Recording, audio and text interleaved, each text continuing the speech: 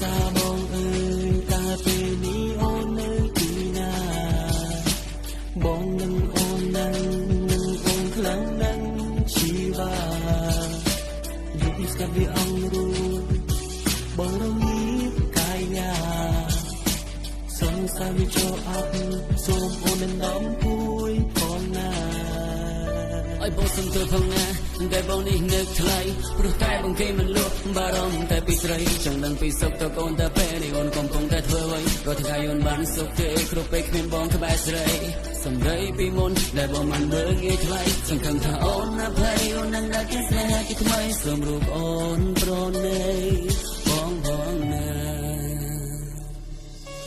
បងសាបងអើយតាពេលនេះអូននៅទីណាបងនឹងអូននឹងអូនខ្លាំងនឹងជីវ៉ាយល់ស្គាល់វាអង្រួនបងរងី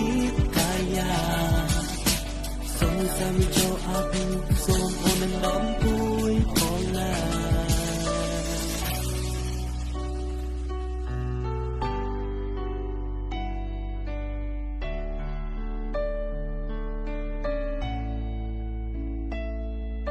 កុំហោះគ្រប់យ៉ាងទុកឲ្យបងជាអ្នកទទួលបងដឹងថាបងធ្វើខុសកំហុសទាំងប៉ុន្មានវាមិននៅស្មានថាពួកយើងក៏ត្រូវបាយគ្នាតែពេលនេះពងងារអូនភ្លេចអស់ឬនៅពាក្យថាស្រឡាញ់ហើយអ្វីអូនចាំងចេញទៅពេលនេះបងនៅម្នាក់ឯងរងានឹងពីពើគ្មានភាពកក់ក្ដៅទេអូ